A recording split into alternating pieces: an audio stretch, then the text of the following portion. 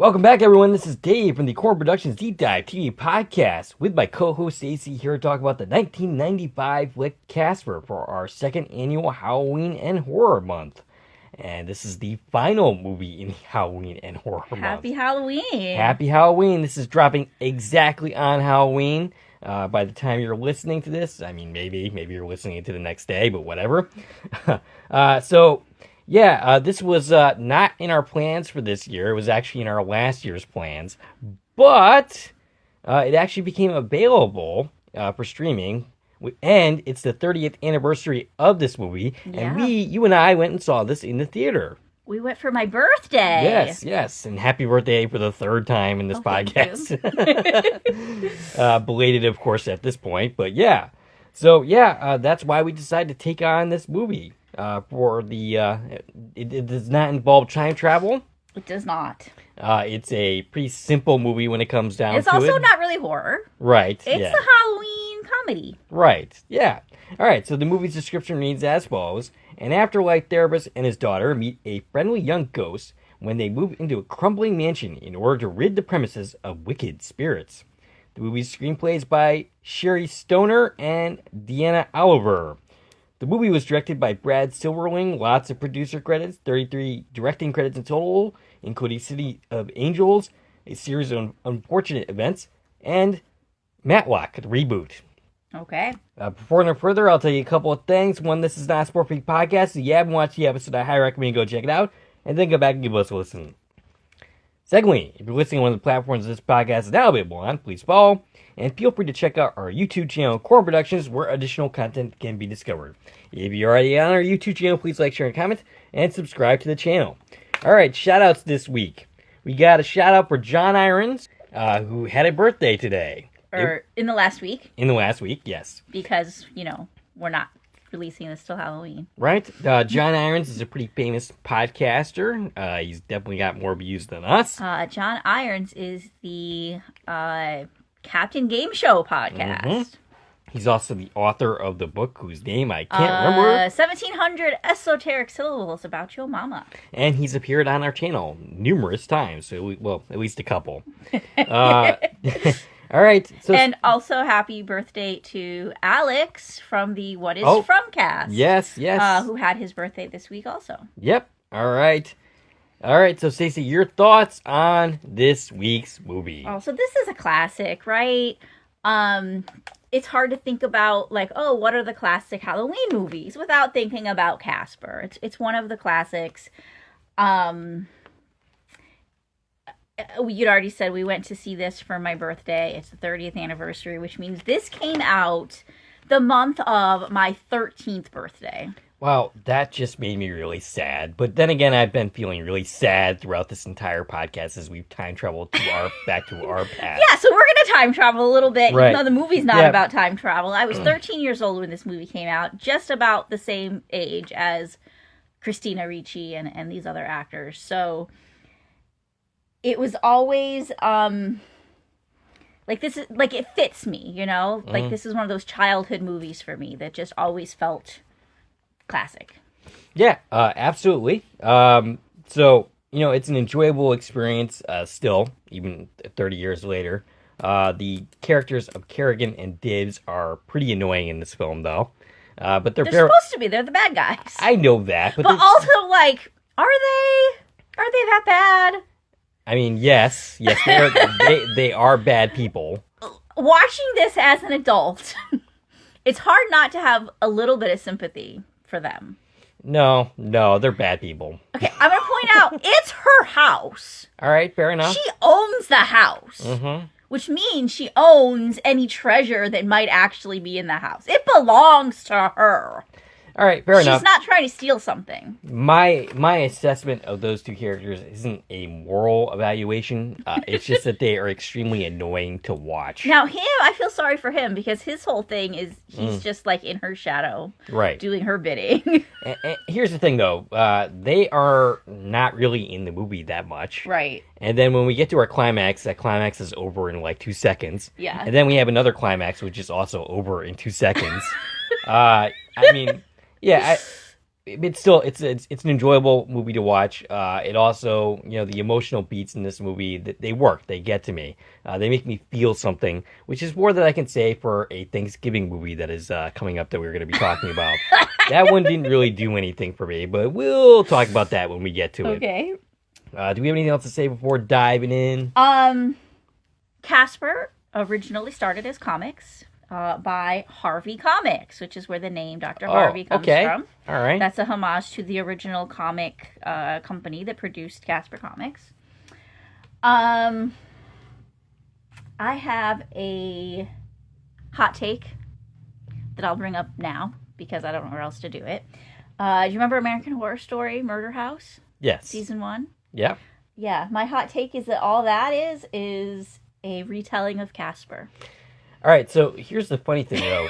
These ghosts are actually able to leave the house, Right, though. they are. They're able to leave the house. Whereas in American Horror Story, they were not able to leave the property except on Halloween. Right. Well, it is Halloween in this story. Okay. Yeah, okay, fair enough. Well, I mean, it's not the Halloween the whole time, though, is right. it? Like, he did leave, like, a couple different days. Right, yeah. But, so, okay, first of all, the whole, Devon Sawa saying, "Can I keep you?" That scene is, like, iconic. And any woman my age, like, remembers that scene as just being the epitome of, like, 90s romance for the tween entertainment industry, okay? Oh, I have things to say about Devon Sawa, but I'll say them later. Now, thinking about that scene, I kept having this feeling about American Horror Story, and I'm going, does Tate say something similar to Violet? Because I feel like he did. And then I'm thinking about it, and I'm like, wow, their story's really very similar to Casper and, I was about to say Wendy, to Casper and Kat. Well, so I looked this up. I was like, did anybody else, like, pick up on this? I found a whole website. It was like a post from, like, 1990-something. No, wrong. It was whenever American Horror Story came out, 2000 and something, because that was the later one. It was back when the last thing came out, which was American Horror Story, not this. And it was doing a scene-by-scene comparison of, like, all these examples where there's the same camera angles and shots of things in that season of American Horror Story and in Casper. Such as the moment where Kat's fixing her hair in the mirror. We have Violet doing the exact same thing in an oval mirror. Okay. The part where she's in the car driving there in the first place and she takes her sunglasses off all dramatically. Same exact scene happens. Oh, okay.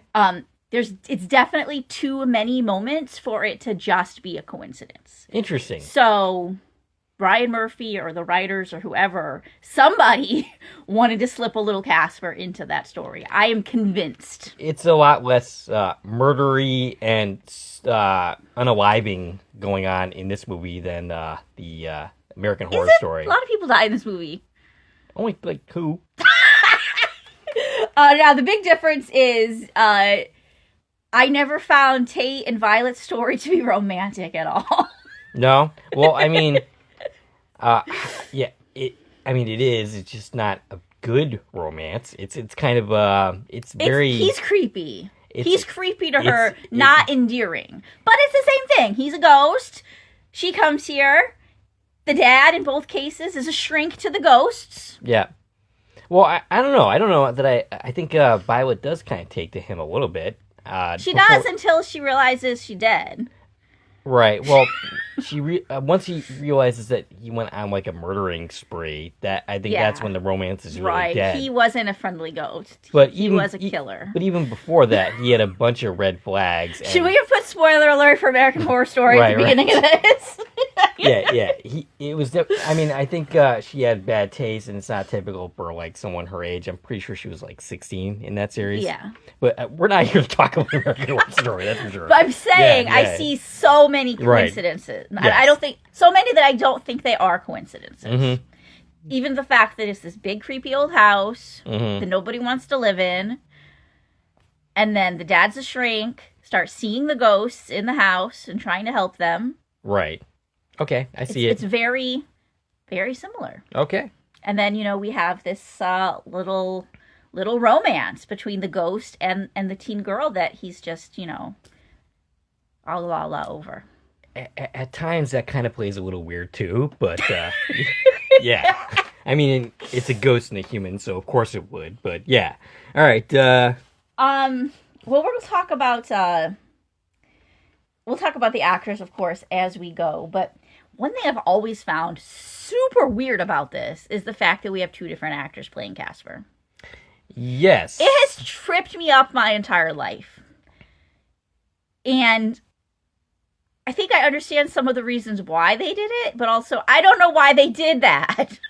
Right, yeah, I'm not sure why you wouldn't just have... Well, okay, so I don't know what the actor who plays Casper looks like, and it's in my notes somewhere, but, basically... Malachi Pearson, you're talking about. Malachi Pearson versus Devon Sawa. Right. I mean, Devon Sawa was, I guess I'll talk about this now. When he died... Well, I was looking for him to die in Final Destination. I wanted to see him die. And I never got that pleasure. He died off screen, right. And we didn't know about it until the second movie. Yes. But... Spoilers for Final Destination! Right. Okay, so we're just going to spoil everything now. But yeah, I mean, basically, Devon Sawa was someone who annoyed the crap out of me back in the day. And it's because my friend, Megan, used to annoy the crap out of me with him. Like, oh, he's so hot. And, he was 12, but so were we at the time. Okay, yeah, so... Devon Sawa was a teen heartthrob. Right. This was his big break. Mm-hmm. This was his very first American-made production. Well... He was a Canadian actor prior to that, and he acknowledges this as being his big break. Right. So he wasn't actually a heartthrob yet. Like, this is where it started. This was it for him. I knew about him before this Sure, movie. he did lots of things already, but this... Right. He considers this his break into Hollywood production. Mm-hmm. Right. I also saw that he accredited Christina Ricci Yes. for getting him this role. Right. I don't know if that's true or not, but he said that at some point, that she's the one who recommended him for this, as well as for Now and Then. Right, which they also both appeared in the same year. But Casper was filmed first. It just meant longer in post-production, because that makes sense. Like, it was half animated, so it needed a long time to do all that. Okay. Originally, I thought, they did Now and Then, and they had good chemistry, and then they pulled him in for this, but it was the other way around. This one was filmed first. Right. Even though they came out really close together. They came out the same year, but I feel like that would have came out earlier than this, because this came out in October. But either way, I know this one was filmed first. So, I think my original point was going to be that the actor who voices Casper as the ghost... Malachi Pearson... probably had the voice they were looking for, whereas Devon Sawa had the look that they were looking for. Right, and I think that's what it comes down to, and it feels weird to say this, but he was hotter. Right. I can't say that because I am the same age as these actors. They are not children anymore. Well, yeah. I mean, I can also say that I used to have a crush on Christina Ricci at this time. Ricci, right. At this time. And, yes, I am, 40-something years old now. But at the time, I was the exact same age. Right, we're the same age as all three of these people we're talking about. Right, yes. So it's okay. Yes. Okay, so I do know what Malachi Pearson looks like. One of his credits, and I didn't know this was him until I was taking these notes. He was in a couple episodes of Full House. Okay. Did you ever watch Full House? I mean, yes, I did, but you're not going to remember. No, his random appearances. Okay, he was one of Stephanie's friends. Okay. Really, he was a bully. He teased her and made fun of her in one of the episodes. And then in a different episode, DJ babysat him, and he was a total terror to her. He got his head stuck in the stair railing. Okay, I do vaguely remember that. Yeah, and he was just like, because he had a crush on DJ and wanted her to like him or whatever. And when she was like, nah, he decided to be this asshole and was breaking shit in the house to blame her on it and being this total terror of a character. And that's Malachi Pearson. Okay, and how does he look? I mean... it's hard for me to judge that now, but I think it would have been fine. Right. You know what I mean? Right. But I feel like that's what it had to come down to, because why couldn't... It's not that he never had physical work before. It's not that he was just a voice actor. He had several appearances like that. Full-on acting appearances. And this was one scene. Right. But that's the only thing I can arrange it to is they wanted someone hotter. Maybe Christina Ricci refused to kiss him. I don't know. All right. Anything else to say before diving in? Just on that same note, like, I remember thinking, because I didn't know who he was, right, Malachi, thinking at some point in my life, well, maybe the reason they had a different actor is because, it's really some 40-year-old voicing it. And that would have made sense. Could have been a 40-year-old woman doing this voice, because that's common in animation, right? Yes. But it's not. No. It was a boy the same age as them. So the fact that they took this 12-year-old boy and replaced him with a different 12-year-old boy is just weird to me. Super weird, and I can't, I don't see a justification for it. Another thing I noticed on his credits, which I was just super confused about, is that Malachi Pearson also did ADR work for Now and Then. Oh, really? And I'm like, did he ADR for Devin? That's interesting. Because I don't think they actually sound alike at all.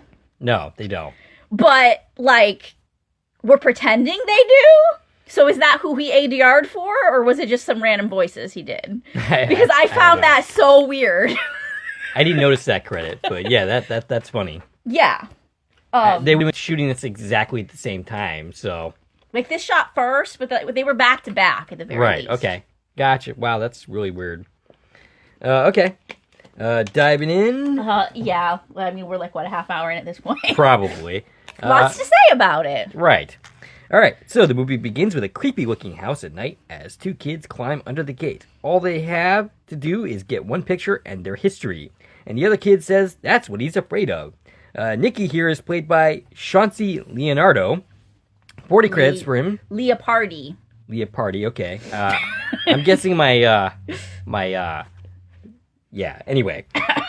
I think I got auto-corrected here. Probably. But yeah, 40 credits, including Squints from The Sandlot, which is where I remember him most from. The Big Green, and these are movies that both have Patrick Renna in it, who we talked about in Son-in-Law, and he was also in the movie Father of the Bride.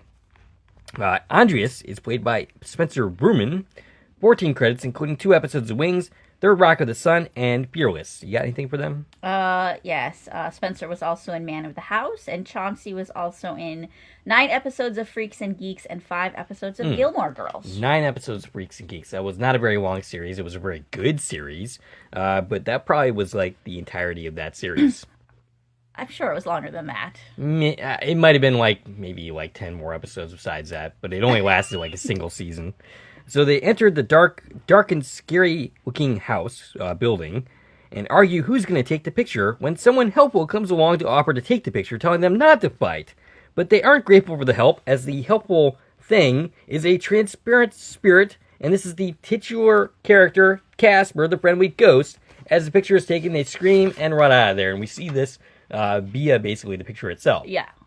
Casper, as we mentioned, is voiced by Malachi Pearson, 28 acting credits, including a cadet on Malcolm in the Middle, voiced Casper in a few projects, including 52 episodes of the series that was actually... Alright, so Casper initially was intended to have a follow-up, a live-action follow-up, similar to this. That didn't happen. Instead, they made it an animated series that lasted for 52 episodes, also had the characters of Dr. Harvey and Kat in it. Although not voiced by our actors. Yeah. But all 4 of the ghosts Right. did appear in that series. Yes. The voice actors for the 4 ghosts. And I found that very interesting. I was kind of actually interested in watching this series, but it's not available anywhere. But interestingly enough, neither Malachi Pearson or any of the 3 other ghost voice actors, none of them appear in the 2 sequel movies that we do eventually get, which is Spirited Beginnings, which is a prequel, Okay. and Casper Meets Wendy. Okay. Now, they all follow like the same animation style, they're the same studios, we have a lot of the same guest cast, but not the voice actors. Okay, that's interesting. I'm going to have to look into those. And in an episode, he was also in an episode of Family Matters. And you got more for him? I already said he was in Full House. He did the ADR work for Now and Then, the Casper projects we talked about. Something I find incredibly interesting is the credits for this film say, introducing Malachi Pearson. They're making it sound like it's his first role, right? But it's not? This is actually his 19th credit out of a total of 28. Okay. And half of those later ones were also Casper projects. So this is one of his last things he did. Yet, the credits say, introducing Malachi Pearson as the voice of Casper. Interesting. Why? I don't know. When we come back from the credits, Ben Stein, credited as Rug here, reads the will. And of course, Ben Stein was in Planes, Trains, and Automobiles. He did all those commercials about, the Clear Eyes commercials, which is where he got his start from. I never really understood the Ben Stein thing, but... What do you mean? I just don't get it. Like, why was he popular? I don't know. Enough to include... Why is anybody popular? I don't know. But, he's got that really monotone voice, which was, what was the appeal for some reason. And, He also was in Ferris Bueller's Day Off. Yes. And he was in those other 2 Casper movies that Malachi Pearson's not in. Mm. One of them as a lawyer, and then another one is a different character. And the surviving daughter, Kerrigan, is played by Kathy Moriarty. 84 credits, including Raging Bull, Kindergarten Cop, and Matinee. Kindergarten Cop, of course, with Arnold Schwarzenegger. She was also in an episode of This Is Us. I did not know that. Yeah. What did she play in This Is Us? I don't know. You don't even. One episode. Okay. Yes, but this is the character of Kerrigan Cardigan. No, not Cardigan. I don't have the last name written. Kerrigan something else. Kerrigan Corrigan, I think is it. I guess that's more evidence that her dad didn't really like her. Because so her dad's dead. She's Yes. at his will reading. Mm-hmm. And we learned very quickly that she doesn't give a frack about her dad. Right. And she is, like you said, a kind of terrible person.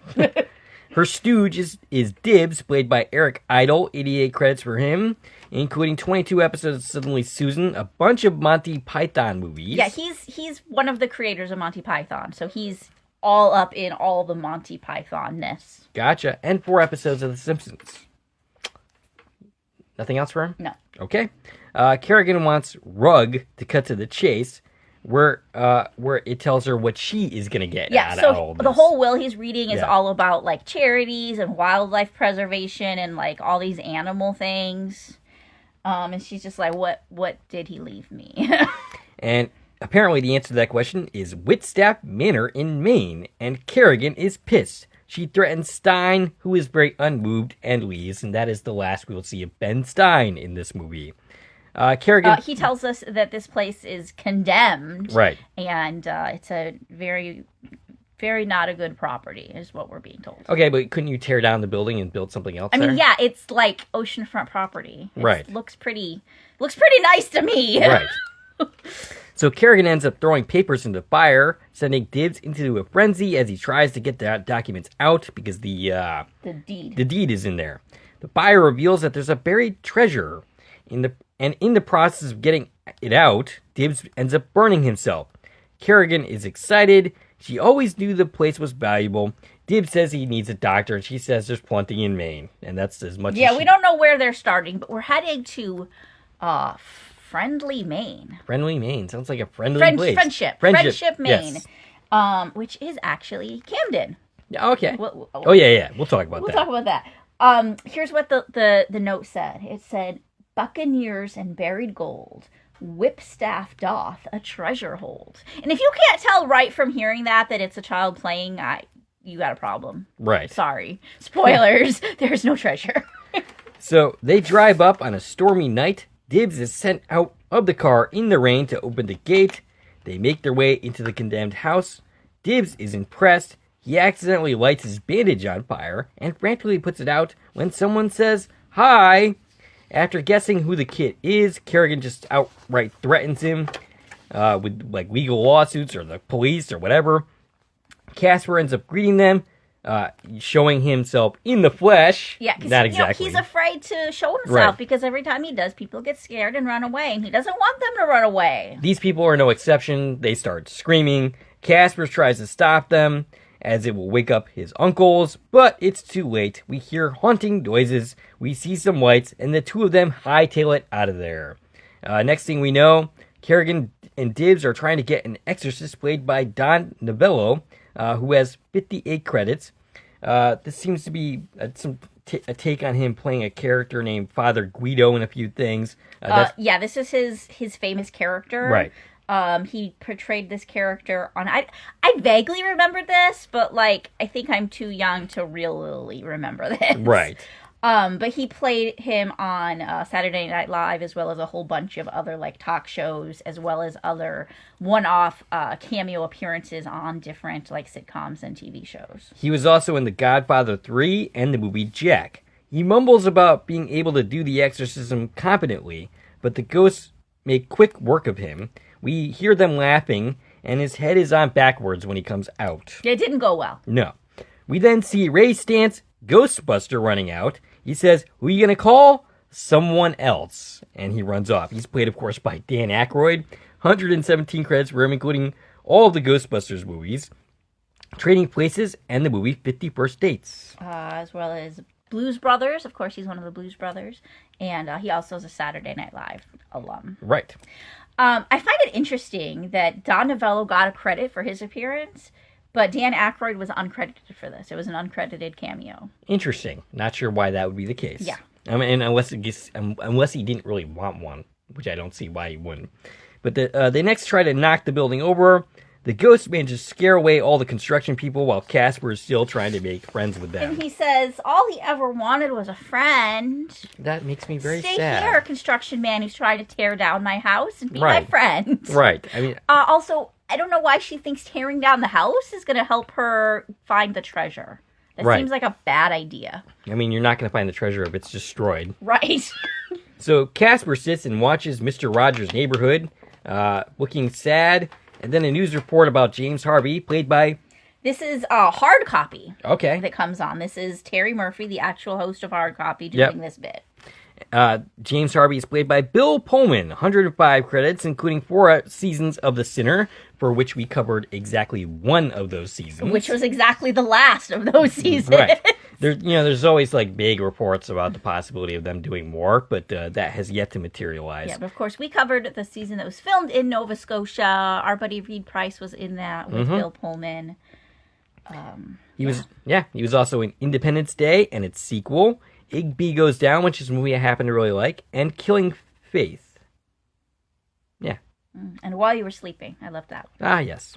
Dr. Harvey is apparently a psychiatrist for the dead, and this piques Casper's interest. Well, that doesn't pique Casper's interest. Oh, yes, you're what right. piques Casper's interest is we're told in this story, because this is exactly how news works, right?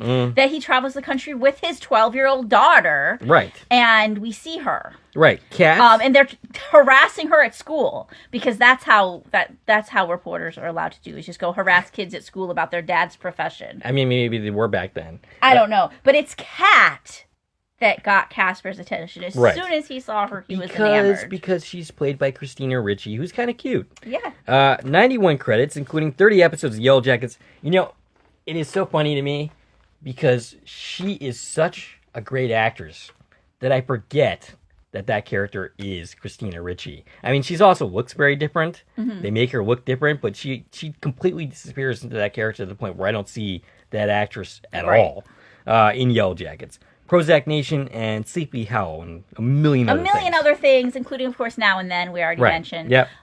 Previous to these 1995 movies, she was in the Addams Family movies, which I think was her kind of big break. She is also in the series Wednesday as someone who works at the school. And she was in Lizzie Borden Took an Axe, the Lizzie Borden movie, as well as the sequel series. Both of those were filmed in Nova Scotia. Gotcha. We see, those pop up in Our People's credits all the time. Dr. Harvey's backstory is otherwise explained. This is a reaction to his dead wife. His wife, Amelia, played by Amy Brenneman. Oh, you're bringing her up here? I mean, might as well. We don't meet her till the very end of the movie. Right. Okay. 52 credits for her, including 111 episodes of Private Practice, the movie Heat, and Bye Bye Love. She was in all 10 episodes of Tell Me Your Secrets, 28 episodes of The Leftovers, which is kind of in our wheelhouse, that one. And she played Amy in all 138 episodes of Judging Amy. Okay. Casper gets all excited and decides that he must have this pair come to their house.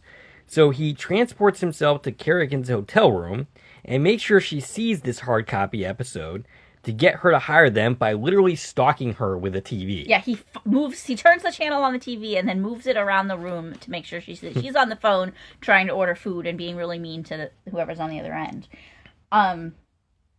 This is where I'm going to talk about the town a little bit. Okay. Because it's when Casper's flying from Whipstaff Manor to the hotel, we get this overhead view of Friendship, Maine. Okay. And Friendship, Maine, as I mentioned before, is obviously filmed in Camden. At least all the exterior shots are. Camden, of course, if you hang out here, you know we cover From. Camden was an important part of the From plotline in season 3. Absolutely. And the view out of the hospital window in the season 2 finale, which caused, a year of fans talking about that one still image, which is later to be revealed to be Camden. And fans figured it out pretty quickly that that's physically what they were showing. But it turns out that's actually what the show was trying to say. Is that they were actually in Camden, She was actually in Camden. Spoiler alert for From. But if you look at the overhead shot that we get of Camden during this, and we get other iterations of it, but specifically this moment when Casper's flying across town, it lines up almost perfectly with that shot that we have of Tabitha's hospital window. Oh, wow. Different season, Right. And it's not exactly, but you can see all the same things there. If you look at them side by side, you can definitely tell. Gotcha. That's the same place. That's pretty impressive, given that the things were 30 years apart. I mean, yeah. I mean, they're not identical, but you can absolutely... I mean, I spent so much time looking at that picture that when I saw this shot, I was like, oh, that's Camden. So, apparently, this works because Dr. Harvey and Kat are on their way to Maine. Kat's... Wait, let's back up a minute, because there were two more actors right here in the report. We had the reporter that was harassing Kat. He's played by Don Bruckner. His only other acting credit was an episode of something called The Mommies, and he had 12 producer credits. And then we had a woman being interviewed saying that, Dr. Harvey helped her and helped her husband move on after he died, which is a bunch of baloney, because we're going to learn later that he doesn't even, he's never met a ghost, right? Right. So, what kind of hoo-ha is he passing off that this woman thinks he helped, her husband pass over? The woman being interviewed is played by Ernestine Mercer. She was in 61 episodes of The Young and the Restless and 8 Heads in a Duffel Bag. Ah, I remember that movie. It has Christopher Walken in it. So Kat is not exactly happy to be going on this trip. This is the scene where we see her take off the glasses, as you mentioned. That's her introductory scene. Dr. Harvey says that, he doesn't care what they say. She is the picture of mental health. And Kat is like, they're talking about you, Dad, not me. And she explains that she has been in 9 different schools. In 2 years. Wow. That would really suck. I only moved a couple of times, and that was bad enough. She would like to stay in a place long enough to make a friend. Aw, does that sound familiar? It does. Do we have any foreshadowing here of what's going to happen? Yep, she's going to make friends with a dead person. Dr. Harvey says that in Friendship, Maine, she's bound to make a friend. Heck, maybe even he will. She says he better, because a single guy his age is more likely to become a bank hostage than to make friends. He ends up chuckling, saying she sounds just like her mother. Kat says that he isn't going to find her, because apparently that's what this is all about. He's looking for her. Yeah, he's looking for his dead wife, and this seems like an awful silly way to go about doing that. Right. Like, you're randomly traveling the country. Like, why would she be in these random places you're going to? Yeah, why wouldn't she be the spot where she died if she were around? And basically, Kat says that Mom is not a ghost, and she turns out to be right about that. Spoiler alert. He stops the car and makes a deal. If he doesn't find out what he's looking for, no more ghost hunting. They will stay in the same place. Does that mean they're going to stay in Friendship, Maine? That's what he's suggesting. By the end of this movie, I guess we just kind of take over this house, even though we don't own it. Right. The 2 people who did are dead. But that doesn't mean that they necessarily, inherit it. They act like they do. Right. So she says, deal, and they pinky swear. And for some reason, they need to turn around. Were they going the wrong direction the entire time? They were headed towards California. Okay. Wrong direction. So we arrive, and we have some pretty establishing shots of Maine, some of the ones that you were talking about that are also featured in From. They drive up to the mansion. Kat says, it's not bad if you're Stephen King, which is funny because we've covered some Stephen King stuff. Yeah, and he also, of course, is from Maine. Right. And where they are greeted by Dibbs and Kerrigan and exchange some very awkward pleasantries, and they're like touching her face and like, yeah, anyway, these people are weird. Kerrigan wants to know the time frame that, he needs to get them out. He says weeks or even years. Kerrigan says, nope, she will only accept up to weeks and threatens that she will be watching him. And I guess she withholds payment at this point. She has the check, and this is what I'm confused about. Didn't she give him the check? I thought so. But then later he's like, "Oh, we don't have any money till she pays me." Maybe she only paid her, paid a little bit, but maybe it's just a deposit. Maybe. Is it a post-dated check? I don't know, but a check came out here. I was confused about that part. So Dr. Harvey and Kat enter the house and are impressed. It's interesting because every other person who entered this house was immediately attacked by the friendly ghost. He didn't attack anybody. I mean, not Casper. I mean, his uncles. That's not what I meant to say. Yeah, they're immediately besieged by these unfriendly ghosts. And everyone else, and they managed to build out. They're not home yet. Okay. Remember, they were out. Oh, that's right. Yeah, I forgot about that. Okay. Yeah, Casper's home alone right now. Okay, so Casper upstairs is all excited because she is here. He wonders, what if she likes me? What if she doesn't? Yeah, he's trying to figure out how to introduce himself, which is silly. He's practicing what to say, and then the lights come on. And that's due to Dr. Harvey and Kat figuring things out with the lights. Kat seems to know things about electricity because she mentions some fuses. Kat goes off to find her room. Meanwhile, she's being stalked by Casper. She sees the room that belongs to Casper's uncles. That would be Fatso, Stinky, and Stretch. And says sarcastically that they had very cool parents. Now, their names are on their beds. Now, what were the unfriendly ghosts referred to as in the cartoon? What? The unfriendly ghosts, his uncles. I don't know. You don't know? Okay. All right, moving along from that. Yeah, I thought they had like a name that they called them or something. I don't know. I have no idea. You have no idea. Okay. So Kat finds a room, and it's Casper. Casper specifically, as he's excited that there's a girl on his bed. Dr. Harvey comes up with boxes, unknowingly drops a box on Casper's head. They say their goodnight. Dr. Harvey says they're going to be glad they came. Just watch. And this is right before he nearly falls down the stairs because he's a very awkward person, and I can relate. Okay. This is actually, I didn't mention this, but this is pre-fame Bill Pullman. This is before he got famous with Independence Day. This is before any of these people are really famous. Right, yeah. I mean, I think Christina Ricci was starting to become known. She was known, but I don't think she was... She didn't hold the same, prestige as we think about her now. Right? Yeah. So she fluffs Casper as a pillow unknowingly, and then sorts through her clothes as he tries to work up the courage to say hi. She ends up throwing a sock in his mouth, then he spits it out, which does not go unnoticed by Kat. This is unfortunately how she becomes aware of his presence. She turns around, and he shyly says, hi, and she faints. He kicks himself as he goes to get water to wake her up. He uses himself as a sponge and then wrings the water out on her face, which something about that imagery just felt really wrong.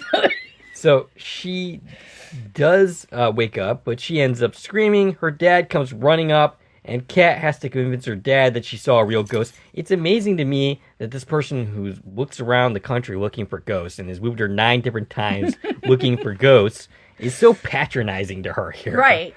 Exactly. He's never met a ghost before. Right. He tells her ghosts can't harm her. They are just spirits with unfinished business.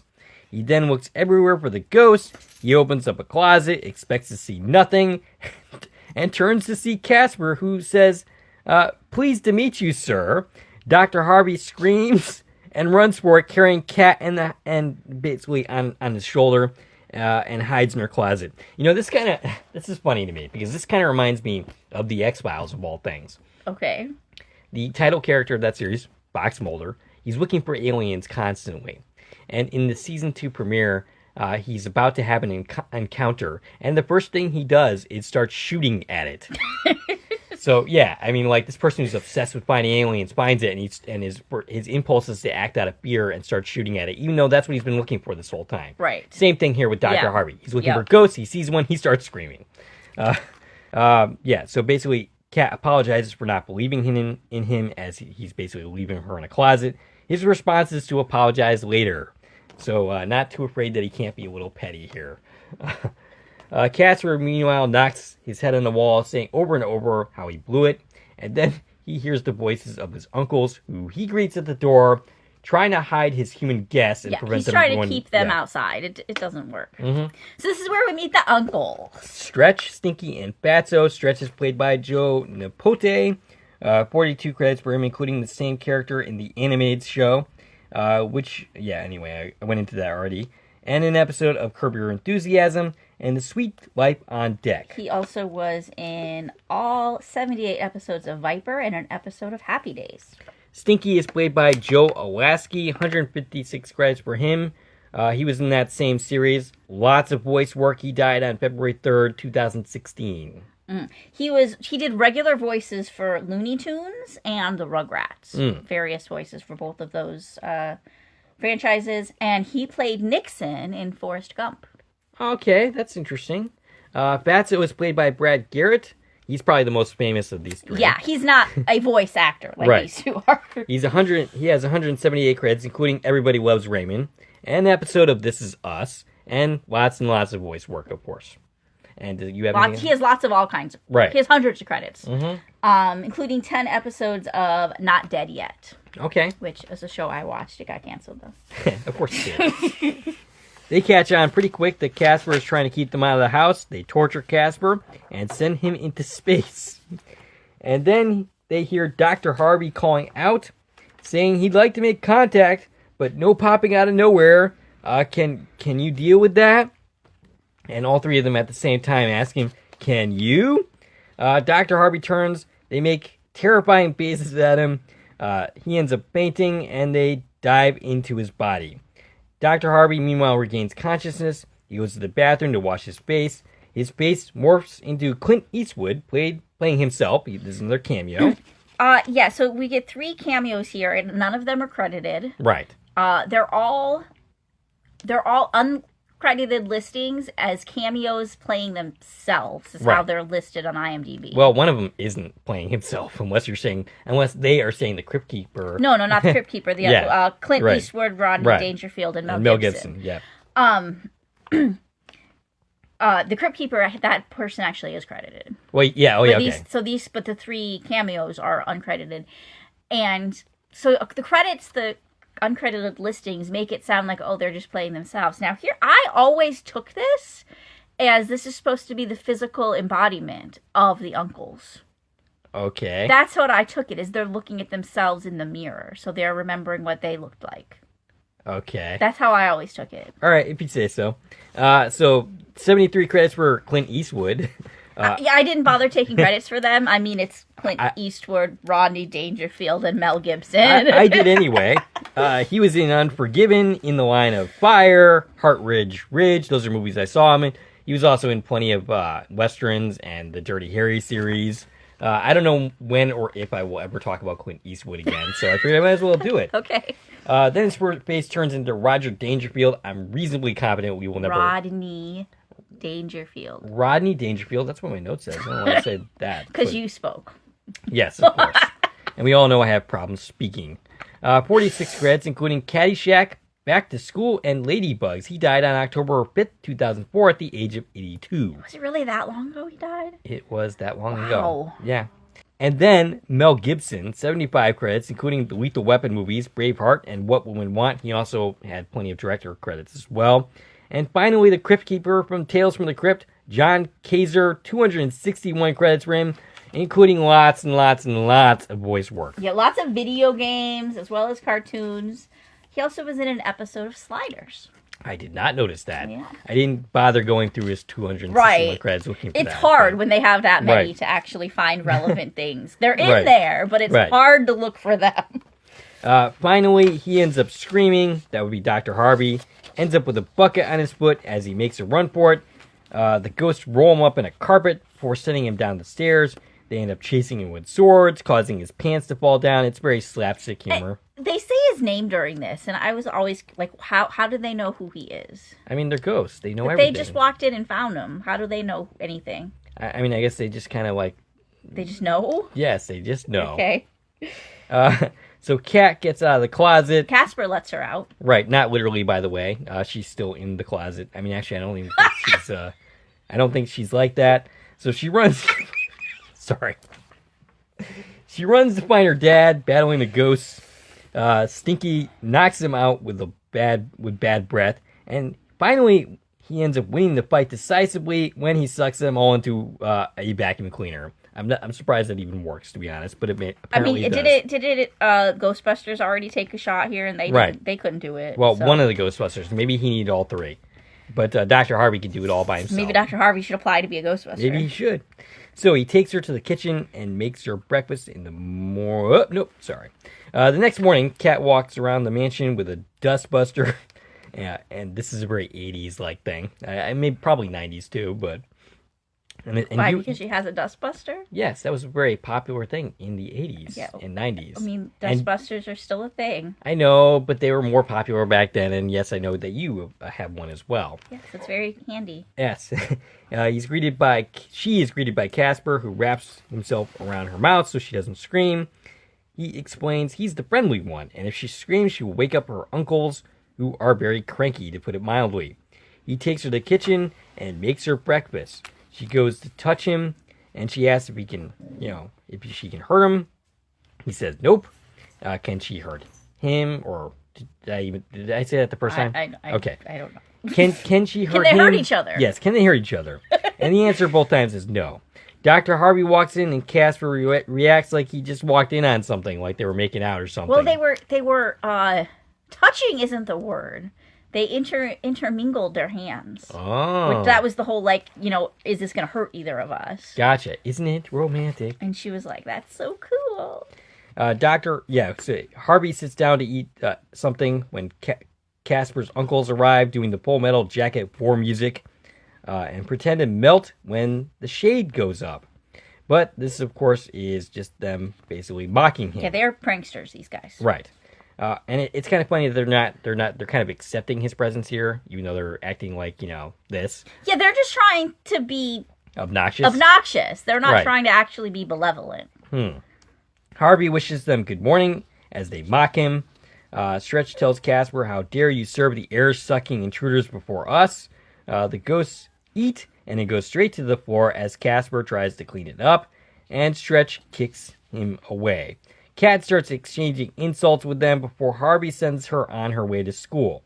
The ghosts stare at Dr. Harvey menacingly while chewing. Dr. Harvey says, you guys shouldn't be here. So what do you say we meet in my office after breakfast and we could start the process of getting them to cross over? They end up spitting a bunch of their food at him, and Dr. Harvey says, well, it's your hour. So Kat walks to school. Yep. She's nearly run over by a rude Amber, played by Jessica Wesson. 9 credits, including Home Improvement, Milk Money, and 2 episodes of Boy Meets World. She also was in 5 episodes of Judging Amy and the movie Flipper. And then a kid named Bick rides by, calling for Amber, and smiles at Kat, who smiles back. And she's already in love. Bick is played by Garrett Ratliff Hansen. 31 credits, including the Mighty Ducks movies, Radio Flyers, and 2 episodes of Doogie Howser. And 21 episodes of The Charmings, which was about fairy tale characters living next door. He's still working in the industry. I don't think he's acting much these days, but yeah. Bick helps Kat with her locker when they get to school. Amber ends up giving her the stank eye. She's a mean girl. Yes. Amber's a mean girl. Wouldn't you know it, they are all in the same class. And this is the only class, apparently. Right. Because this one class is like planning everything that happens the rest of the movie. I mean, maybe it's such a small school that literally this is it. And they're being taught by Mr. Curtis, played by Wesley Thompson. 86 credits for him. His current last one was on an episode of The Unicorn, which is a series that I loved, and I talked about it for a couple episodes. Iron Man 3, and an episode of Friends. He also was in Brewster's Millions. He announces that they're going to have to push back the Halloween dance a couple of months because of the work they're doing on the gymnasium. There's asbestos in the gym. Okay, but that's not good. At this point, this is no longer a Halloween party. Right, that would be Christmas. Right, yeah. Amber stands up to volunteer her place for the party. The class offers her lukewarm applause. Apparently, she's not really that popular. Because none of them are enthusiastic about this. Dr. Curtis stands up and... Mr. Curtis. I don't know why I said Dr. Curtis. Basically butchers Kat's name, calling her Harvey instead Harvey Cat or something like that. Harvey Kathleen. Yes. Basically getting the name backwards. And behind the poster, Casper watches her very creepily. Yeah, he's a fly on the wall. He came to school with her. Yep. Casper, unbeknownst to the classmates, goes around tying the kids' shoes together. She mentions that she lives on Whitstaff, which they are all familiar with. They all vote to have the party there instead of Amber's.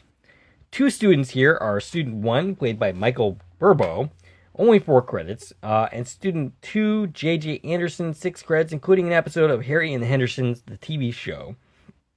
You got anything for them? J.J. Anderson was also in Spaced Invaders, and Michael Dubrow was in an episode of Unhappily Ever After and something called Warriors of Virtue. The bell rings. I just have to point out, like, the way this scene went down.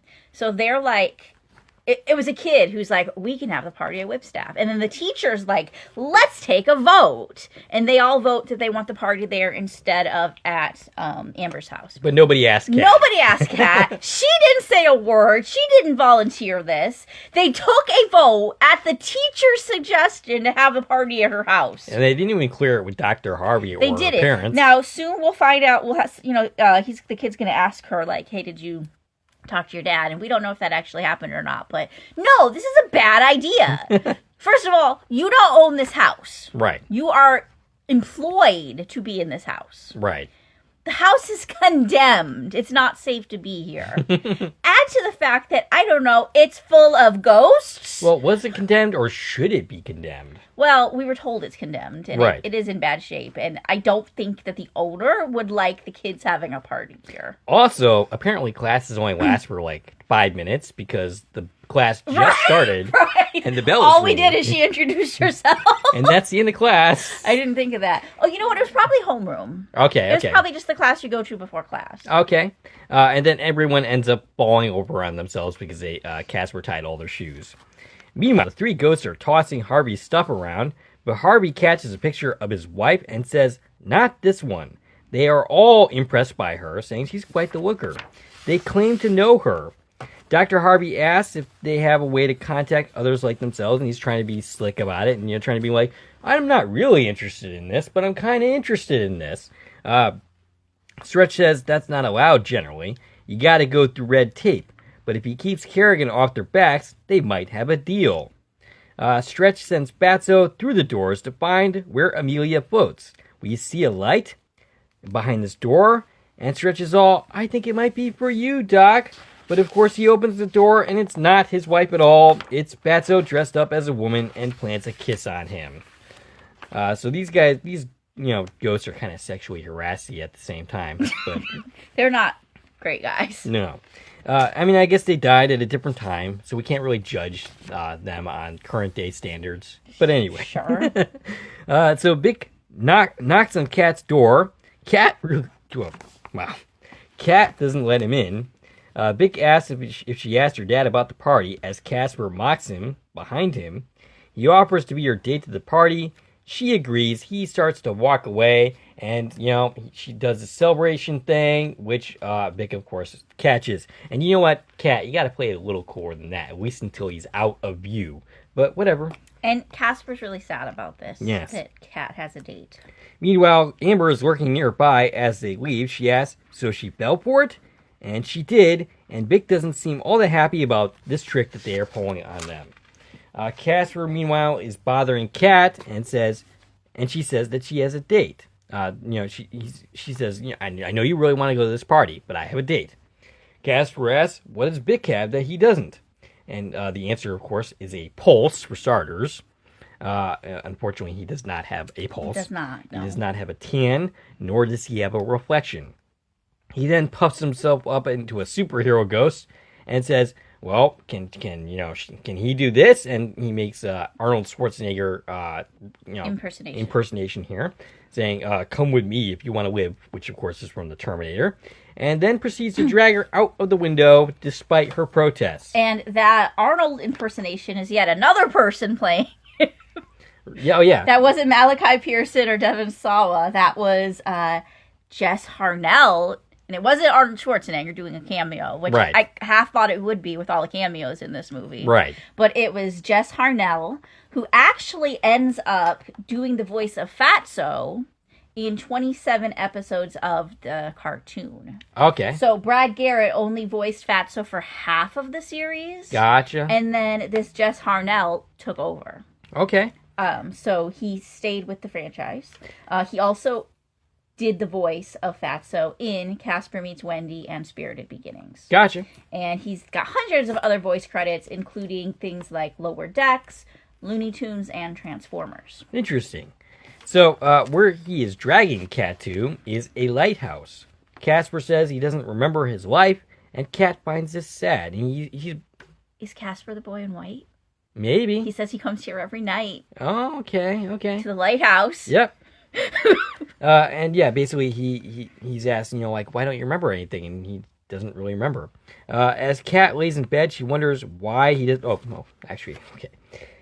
Later after the scene, Kat lays in bed and wonders why he doesn't remember his life. Casper says it's because when you're a ghost, life doesn't seem to matter anymore. And apparently this happens instantly for some people, but not others. Kat says sometimes she's worried she's forgetting her mom, the sound of her making breakfast, her putting lipstick on and soap, and how she smelled, and what she would say to her in the morning, which was, did you take that down? No. Okay.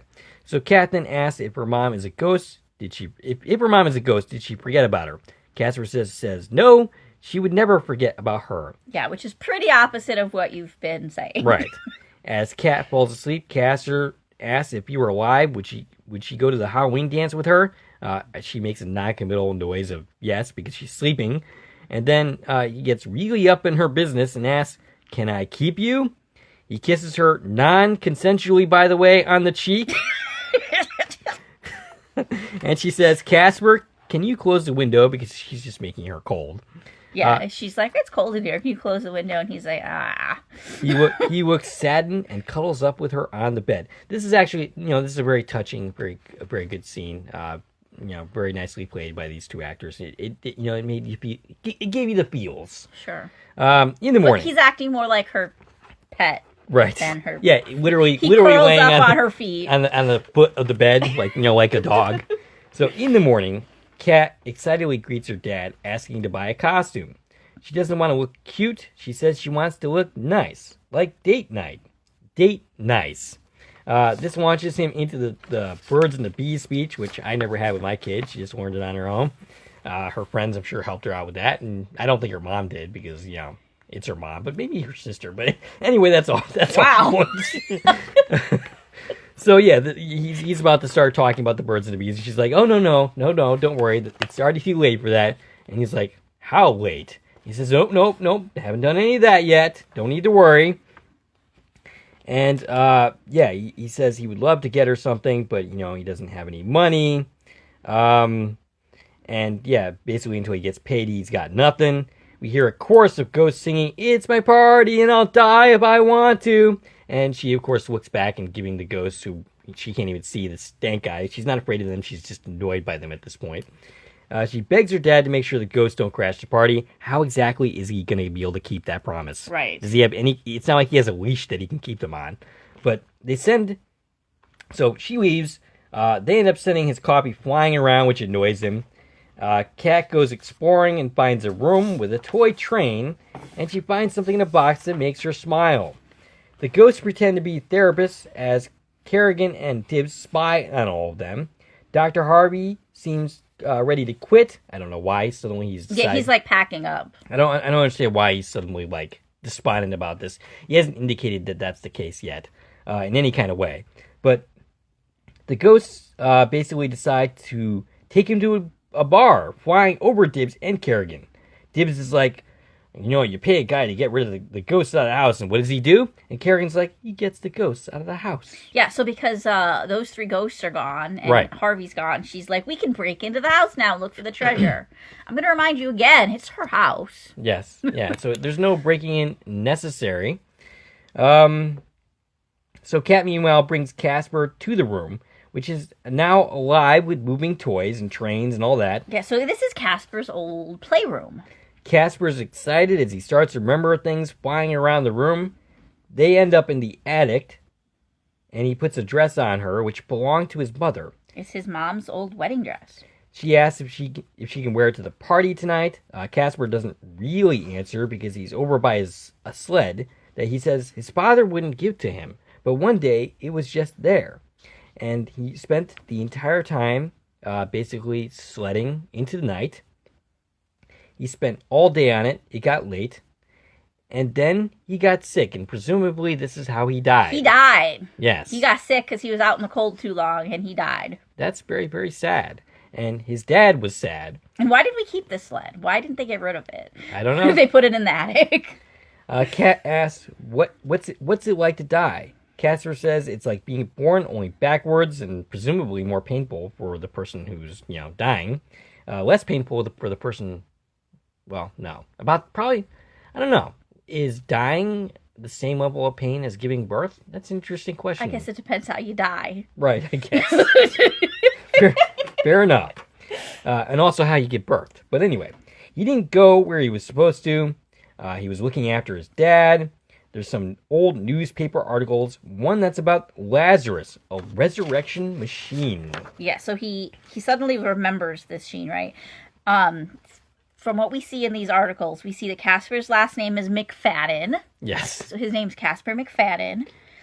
We learned that he died of pneumonia at age 11, which is interesting because later we're told he's 12. But he died of pneumonia at age 11, according to the newspaper, and that his dad was declared insane because he thought that he could bring his son back from the dead. Yes. So we had a sad ending for the dad. He was locked up because of this. Right. Casper flies into action, dragging Kat, forgetting that she can't go through walls. She ends up on the floor. Gibbs and Kerrigan, meanwhile, are spying on them.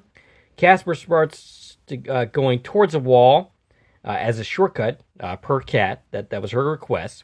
And Kat desperately tries to remind him that she's a human. She can't go through walls. But then it turns out to be this spinny wall thing. It's a false secret wall. Passageway. Yes.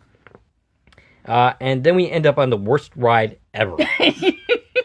Yeah, you end up Probably getting... not the worst ever. I mean, it doesn't go upside down, so there's that. You get powdered, brushed, shaved. She ends up getting, ducking the whole shaving thing. And then showered. It's basically like a human car wash. It's an automation. Right. I think he called it the Up and Atom or something Yeah, like the that. Up and Atom machine. That's designed to, get the dad shaved and showered and his hair done and all this stuff to get, to start his day. And is Casper's dad related to Doc Brown? I was thinking the same thing. Because these are the same types of automations that Doc Brown created. And he even got, locked up for being insane. Right. So yeah, he did. Yeah, in an alternate timeline. But I'm saying Casper's dad did. Yeah, okay. So, yeah. So at the end of the ride is some kind of laboratory. Casper appears, and Kat asks, what was that? And he calls it the Up and Atom machine. Meanwhile, Gibbs and Kerrigan go through, and they don't seem to have very much fun doing it. In fact, Gibbs is trying to, battle with the shaving things. So is there a second chair? Oh, yeah, because the other one would be down there. Right. Yeah. There must be 2 chairs to this ride. I guess so. Casper brings up his treasure, which is overheard. He brings up the vault, which of course, is something that intrigues Kerrigan and Gibbs. Kat asks about the Lazarus machine, but it seems to be under the water. He doesn't know how to get it out. Eventually, Kat pushes a button in a book. It's Frankenstein, which is fitting. Yes, it is. And the Lazarus machine rises. Gibbs and Kerrigan try to get into Casper's vault, but they cannot do so. And, given what this actually is, was the vault really that necessary for this? I mean, Dad was eccentric. I guess so. And it indulged his child. I guess so. Casper, meanwhile, has the chemical in a bottle that can bring someone back to An life. elixir is what I have in my notes. Gotcha. I think that's a better word for it. Yes.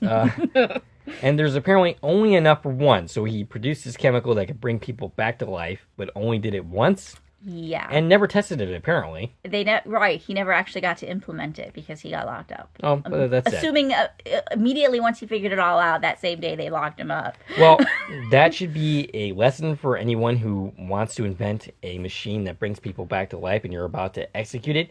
Keep it to yourself. Don't tell anybody. Exactly. Yeah, that's the same thing with, like, the time machine at the fair or whatever in Totally Killer. Like, why are you going to let everybody in on the fact that you've invented time travel? She didn't tell anybody. Yes, but she Was had going it to. as a school project. Right, she was going to tell everybody. Right, anyway. So, Casper puts it in the machine, and then she tells him to pull a lever. He doesn't know which one. Eventually, she just pulls one. It opens up a door. Casper flies in, and Kat says, how was she going to do this? She couldn't even get her easy bake oven to work. And this was probably like 2 years ago that she was not able to do this because she's not that old. The machine starts to power up when a hand takes the potion. And then nothing happens other than Casper being flat as an egg and literally... Yeah, he turned into a fried egg. Right. That's what the machine did to him. Kerrigan is excited about the possibilities of being able to be dead and coming back to life. Kerrigan ends up coming up with a scheme. Now, her whole thing is with this.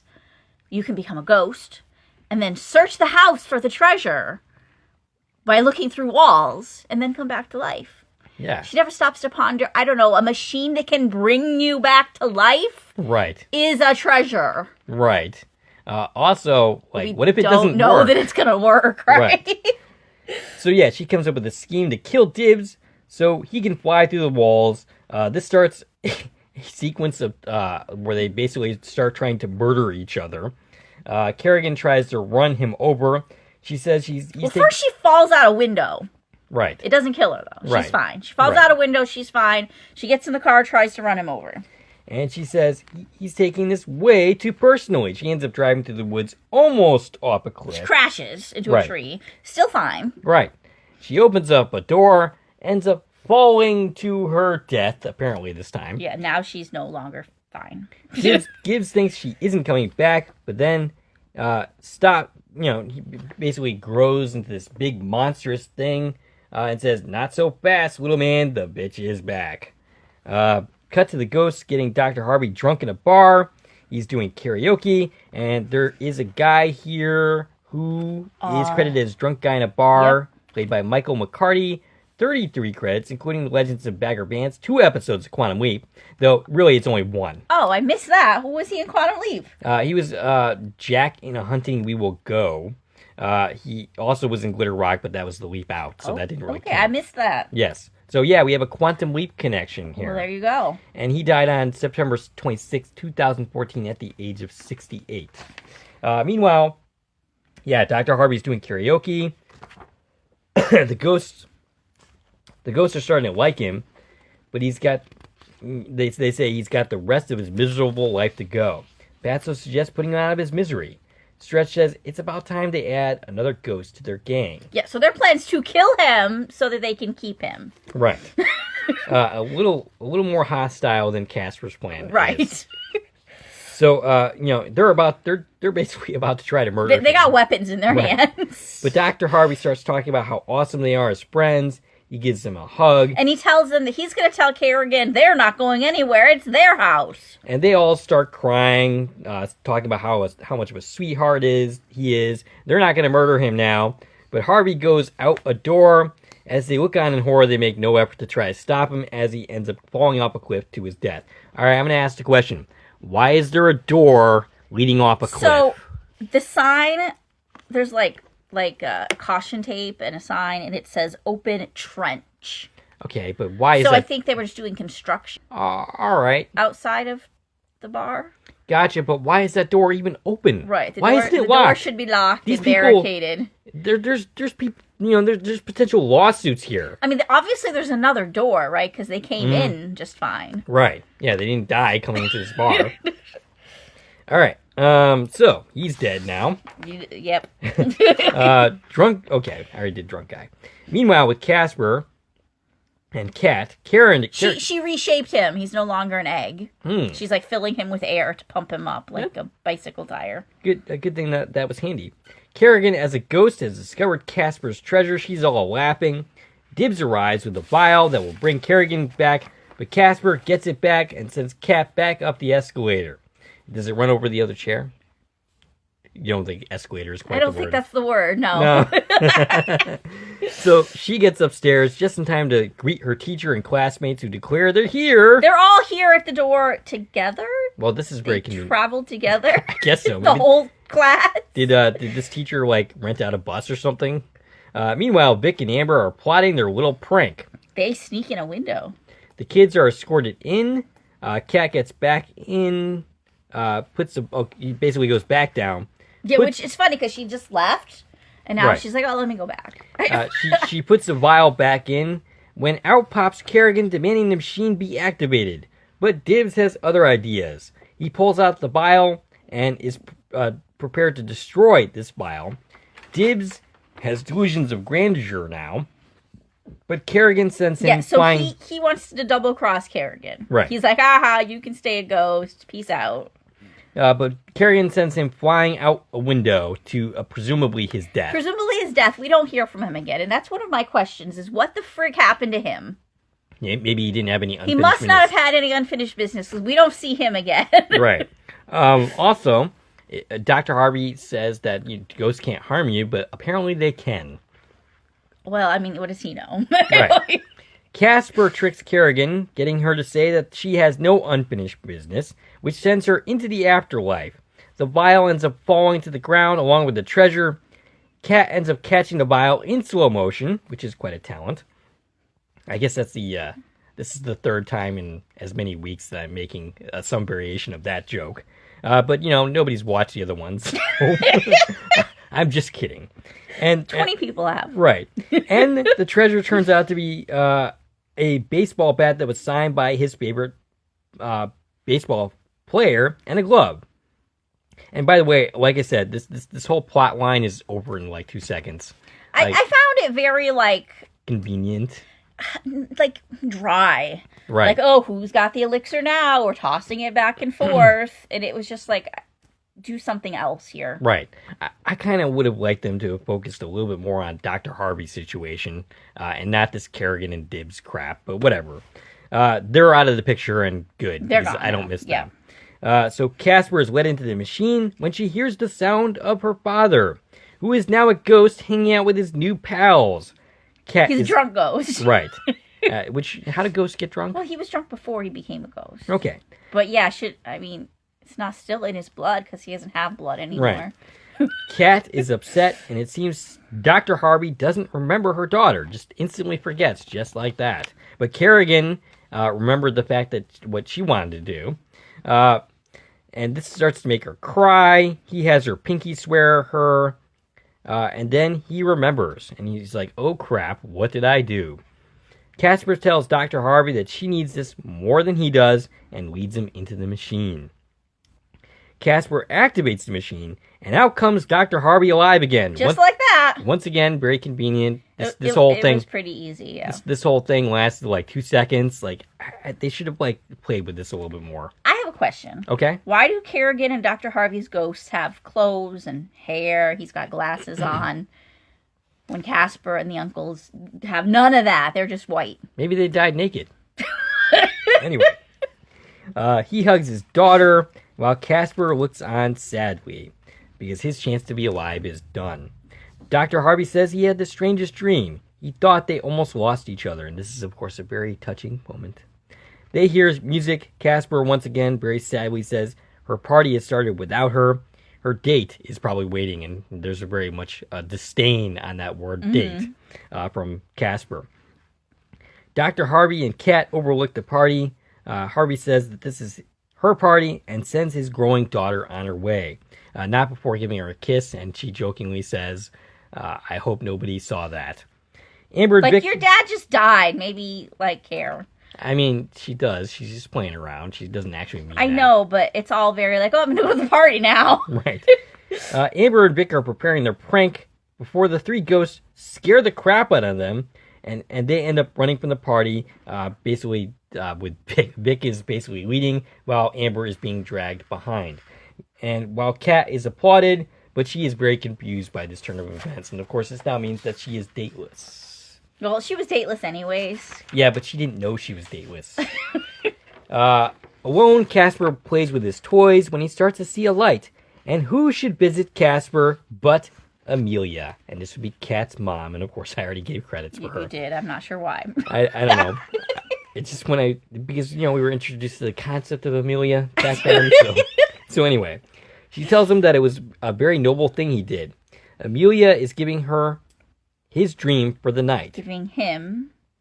Yes, Amelia is giving him his dream for the night. Yeah, there you go. He's getting till 10, but he's like, wait, Cinderella had till like midnight. And he's like, well, Cinderella was not 12 years old. Yeah. And neither is he, for that matter. But also, we're going to learn that like 10's in like 5 minutes. Right. So what reward is this? You're going to get to be alive for 5 minutes. I mean, it's as long as Kat's class was, so.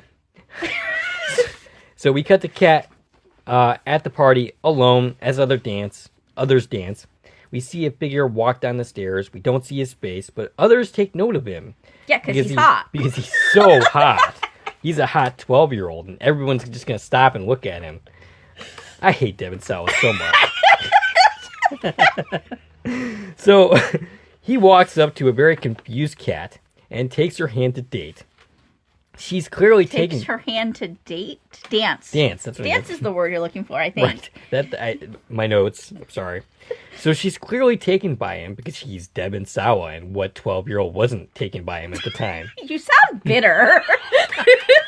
It's pretend bitter. It's not real. Let's talk about his credits. All right, We've done plenty of that already. Of course, we already mentioned Now and Then and Final Destination. He was in Hard Eyes. Ah, yes. Which is one we're talking about possibly covering. Yeah. Because it's the same director, writer, somebody. Okay. As the other movies we just did. Right. And Idle Hands, as well as 20 episodes of Chucky. That's a more recent credit. Yes. He doesn't look as good now. He doesn't. I will agree. Right. So he was also in a movie. None of the 90s heartthrobs still look good, to be honest. Christina Ricci does. The guys. Oh, okay. I mean, Bill Pullman still kind of looks good, but he's not a heartthrob either. No, he was already old back then, Dave. Yes. He wasn't that old. He's in the Scott Bakula category. Gotcha. For me. All right. So he was also in a movie called Little Giants, 1994. This is a movie I remember watching with my friend Megan, who used to piss me off with him all the time. And I remember... I thought I still lived in Middletown at this time, but it was 1994, and I was well out of Stony Crest by that point. So I was definitely not still living there, but I was probably at her house when she was still living there. Okay. But anyway, yeah, she was.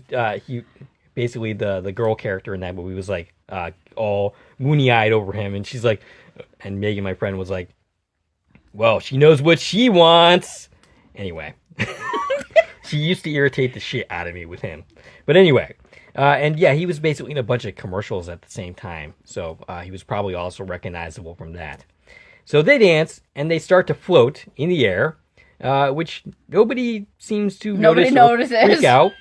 She notices, and she starts to freak. And Casper says, "I told you I was a good dancer." And then he says, "Can I keep you?" Kat realizes it's Casper. She hugs him happily. Meanwhile, Dr. Harvey is visited by Amelia, because the three ghosts kept their word. She basically says the three crazy ghosts that he knows, kept their word. And Dr. Harvey said he thought he would have 100 things to say, but he can't think of anything to say at this moment because he's just stunned. She says she knows he's been searching for her, but the truth is Kat and him loved him so well when she was alive that she has no unfinished business. And she says, please don't let her be his. He says he doesn't know what he's doing. Amelia says, what parent does? I mean, perhaps stop moving, 9 different schools. Right, that's probably a good place to start. Right. Pick a place and stay there. I guess he will now. She says Kat is growing up beautifully because of him, but she gives him some advice. And this advice is something along the lines of not putting a t-shirt on the bathing suit, not picking up the phone and listening to her conversations with boys or, girls, whatever floats her boat. I guess she likes boys. But anyway, the clock strikes 10 o'clock. Clock strikes 10. I was about to say midnight. Amelia says she's going to where she can watch over the both of them until they can be reunited. And she says, goodbye, James. Meanwhile, Casper sees the clock is striking 10 o'clock. He knows what that means. So he takes the opportunity while he still has it. He kisses Kat. And during the kiss, which is pretty passionate for two 12-year-olds, he turns back into a ghost. Everyone freaks out. Casper turns around and kind of laughs shyly and says, boo! And they all run away. And this moment is very reminiscent of a 1930s screwball comedy. Kat is impressed with her first party. Dr. Harvey says it isn't over yet and cues the boys, which of course is the other three ghosts, who are now playing rock and roll for the three of them as they all dance. And they're playing Casper the Friendly Ghost. Yes. They know that song, yep. apparently. Casper the Friendly Ghost theme is playing, and that is where the movie ends. And Kat, Dr. Harvey, and Casper dance together in a really weird circle. Right. And that's the end of the movie. I find it weird that the kids got a kiss and the parents didn't. Yeah, that is interesting. It's interesting because she's not a ghost with unresolved issues. So what the heck is she? She's an angel, I think. Okay, so she's become an angel. Yeah. All right. Okay. And it's weird that Casper instantly recognizes her too as Kat's mom. Right. But yeah. So those were kind of a few things that confused me. And she has the power to grant wishes apparently too. Yeah. So why couldn't you stay more than 5 minutes? Right. Yeah. Hang out with maybe say hi to your daughter. Right. That's the same thing with the end. Oh, I probably shouldn't tell you that because that would be a spoiler for you. But yeah, it reminds me of other things where basically a dead character is talking to this other person like, hey, hello, how about a word to this other person? Like you're right. The person that you gave birth to. Like you're just not going to say anything to him. But yeah. So yeah. It's a classic movie. It's an enjoyable watch even today. So this note we already talked about. I was like, what happened to Dibs? We should have had some follow-up on that after he goes out the window. Right. My next question is, okay, so the machine worked. You just don't have any more elixir. Right. Is the formula for this elixir not in those notes somewhere down there? You would figure it'd be somewhere. I mean, the dad made it somehow. Right. It didn't just, fly into the room. Right. So there's a way to make it. And you basically cured death. Yeah, so you just need to find the formula for what that elixir was. And you can make millions and millions of dollars. Well, you can at least bring Casper back. Right, That's my point. Fair he enough. gave up his chance. That was supposed to be for him. Mm-hmm. Also, if it was here this whole time, why the frick did he not just figure it out before? Right. I don't know. I mean... Because he forgot. He forgot it. Once his dad left, he forgot it existed. Which is sad. It is sad. And he forgot his father, too, I guess. He forgot everything. Yeah. And nobody that owned this house between then and now, which is Kerrigan's dad, how does she come into all this? Yeah, did he live in learned about this basement? Right. It was never found. I'm wondering if Kerrigan's dad was or if that family was a relative of those ghosts who died. Could have been. And, the father. They did not have the same last name. But, I don't know. He ended up acquiring the property somehow. And never did anything with it, Never apparently. did anything with it. I mean, maybe because it was haunted, but still. Right. Anyway. Maybe, here's a take. Maybe he knows about the machine, and he gave it to his daughter, thinking she's going to find a way to bring him back to life. Okay. But she sucks, so. Right, yeah. Yeah, he underestimated just how much of a sucky person that she actually is. I have another question. Sure thing. So, the ghost goes in the machine and comes back alive. Mm-hmm. If Casper went in there and came back, he'd be Devon Sawa permanently, right? Right. But his body's been buried for 100 years. He's out of the picture. So, is Dr. Harvey's dead body going to be found in that pit when they come back to do construction at the bar? Yeah, that is an interesting question. Where did his original body go? Did it, materialize with him for some weird reason? I don't see how that would work. But, yeah, his dead body is probably still down there somewhere. Right?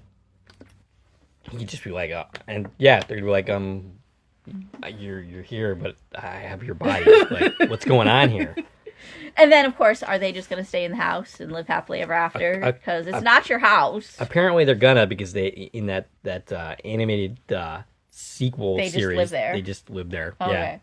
Some other credits. We had a student played by Micah Wilkenspelt.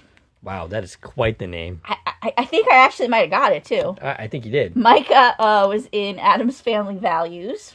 Okay. We had Phantom, which I'm assuming that's one of the Halloween costumes. I had no idea what that was. I feel like it had to just be the costumes one Right. of the kids was in. Phantom was played by Mike Simran, who was in Alice Through the Looking Glass and 2 episodes of Baywatch. We had uncredited listings for a student, Jeanette Andrade, who was in A Walk to Remember, Deep Impact, and 7 episodes of Party of 5.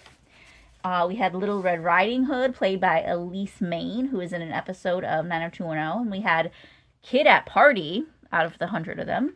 Uncredited listing for Tony Stefano, who was in X-Men The Last Stand, and Charlie's Angels, the film. Interesting. Okay. And those are all of our credits. Now, you mentioned one Devon Sawa movie that we're probably going to cover at some point. I imagine we're also going to end up doing Final Destination. Oh, that could be fun. Yeah, I can't imagine that we wouldn't do that at some point. Yeah, that can go on our trilogy list. Yeah. Although there's more than 3 of them. I'm not Right. sure why I just called it a trilogy. We can still just do the first 3. I don't know. There's 6 of them now. Oh, yes. 2 trilogies. I guess. They're not all as good, but none of them are bad. I No. like them all. I mean, I haven't seen all of them. I saw the first 3 for sure. I don't think I saw 4. I saw 5. I just recently saw 5, and it was really good. It surprised me. And I haven't seen 6, though my daughter has. I haven't seen 6 yet. I just recently saw 5, and I'm not going to say what it is, but there was a twist at the end that totally got me. And I was like, I didn't know that! I think I know the twist. I love that! I know the twist, and I've never seen the movie. You just said you saw it. Oh, yeah, I did. That's what I'm going to talk about. Yeah. So, yeah, I saw 5, and the twist end of that movie. And rest in peace for Tony Todd, who was a mainstay in those movies. I think he was in most of them. He was in all of them. I think there was like one he missed or something like that. I thought he had an appearance in all of them. Oh, probably. I could be wrong. I read somewhere he was named one of them. I don't remember. Maybe. Yeah. Yeah. Yeah. All right. Anything else? And we could totally add now and then to our summer movie list. I have a growing summer movie list. It's funny because I've never actually seen that movie outside of some clips. It's a good movie. Yeah. It's a good movie. I mean, I doubt I'm going to relate to it because it's about girls? Yes. But, I'll tackle it. And because you don't like Devin? Yeah. And that is one that gets talked about a lot as well because of Devon Sawa. I mean, he doesn't have a huge role in it. It's really about the girls. Right. Do they have scenes together, Christina Ricci? Yeah, they're love interests. Okay. Yeah. So they do have some scenes together. Yeah. Okay. Does Malachi Pearson have any scenes with him? Well, he's ADR. I have no idea Right. what voices he did, but Right. But yeah, it's like coming of age, but it's dealing with the 2 different times, like Yellow Jackets. Right. Except she's on the other end of it. She's a kid in it. Okay. Well, it's funny. We've talked about doing summer movies, and we have yet to actually. I have such a list of summer movies, and we were going to do them this year, but then all of our shows were on in the summer. Right. Yeah. So if that doesn't happen next year, maybe we'll do some summer movies. All right. Sounds good. All right. Do we have anything else to say about this movie? That's all I've got. Okay. And I think that was a very successful October. I thought so. Yeah. We covered some decent movies. We have quite a list of Halloween and horror movies over the past 2 years. Yep. Some eclectic ones last year, including one we despised in Kids vs. Aliens. But that was a fun one to talk about. All right. We'd like to hear from you. What'd you think of this movie? What'd you think of this podcast? What'd you think of the other movies that we covered this summer or this Halloween? Stacie, can be reached at? I can be reached at Twitter, X, Instagram, Threads, and Blue Sky at TV and Coupon Talk. If you like this video and want to support the channel, there are ways to do so. You can follow me on Twitter at Core Productions. You can join the Core Productions Facebook page. You can buy something from the Core Productions store on Zazzle. You can buy me a coffee. You can join the Core Productions membership starting at 99 cents a month. You can do the Throne thing. Yes. We have a wish list on Throne. If anybody would like to help contribute anything to help keep the podcast running, we have lots of options there on how you can help out. or just give us something. Yeah. All right. And, of course, you can like, share, and comment on this video, as well as subscribing to the channel. This is Dave and Stacie from Corn Productions, signing off.